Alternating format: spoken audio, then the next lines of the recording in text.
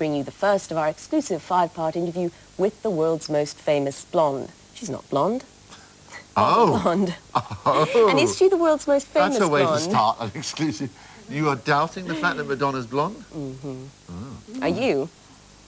I'm going to watch the film very closely. Okay, well, this morning David Foster talks to her about working with superstar Warren Beatty during the making of this summer's blockbuster, Dick Tracy.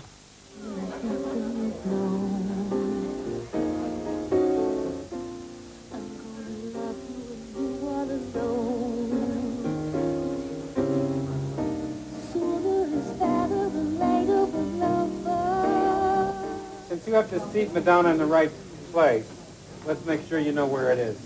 He's a real artist, and he's a real perfectionist, and he's in charge of everything that he does, from the way the scenery looks, to the way the costumes are, to the way the scene is lit, to the, the writing of the script. And it was a real inspiration, a real learning experience to work with someone like that, because I like to be in charge of everything that I do, too. So I felt that I sort of got to be an apprentice with the master, in a way, you know. I mean, I think I'll probably work a little faster than him once I get it down right, but it was a great experience. And he's a great diplomat with people in working situations, and he knows how to be graceful under pressure, which is something that I'm starting to learn, but I could, use more. I could get better at that. But it was good studying him, good learning from him in every respect. Did you fight with him? I mean, there's you, the perfectionist, there's him, the perfectionist. We rarely had any fights, no. I think we had one fight on the set. But it was because I was shooting a video. So there he was, telling you that you shouldn't be doing this, giving you an earful, Well, telling you off. he was upset because I wasn't concentrating on one thing, which is, what I should have done. But like I said, I also have a music career, so. Can anybody else get away with telling you how to behave, how to run your life? He wasn't telling me how to behave. He was giving me, a peace of mind. I mean, he was telling me how he felt about what I was doing. And I would say that most people I work with that I, have a long-established relationship tell me what they feel about what I'm doing. Can I ask you this one about you and Warren Beatty? How are you getting on? Can you ask me? First, you let me answer if you can ask me, then you can ask the question. Okay. No, can't ask me. Will you answer the second one?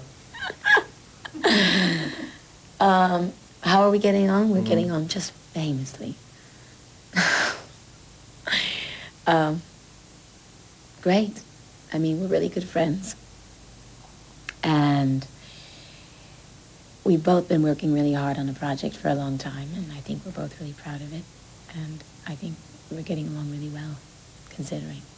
I mean, this is a tough business to get along with anyone well in. So, yes. Aren't you gonna frisk me?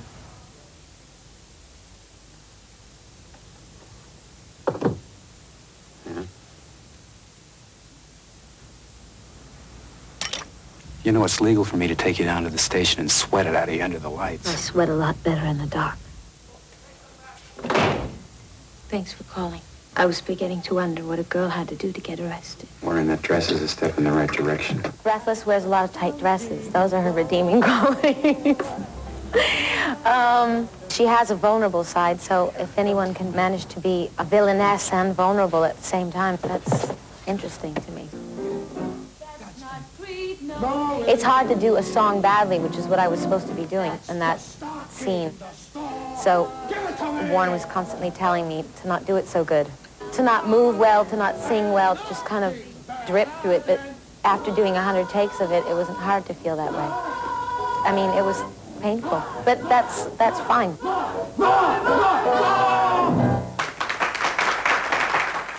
That's the hard thing about making movies. Someone else is in charge, and it takes a really long time to set up shots and light things, and so you just end up spending so much time sitting and waiting for that 1 second that's going to be on, that you're going to shoot, that's going to get onto the film that day.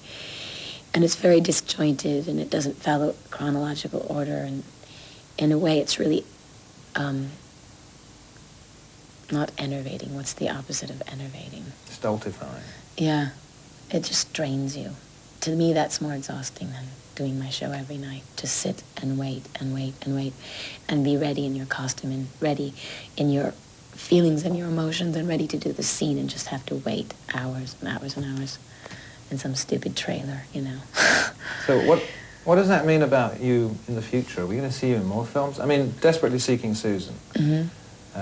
And then the other films after that, and now this one. Mm-hmm.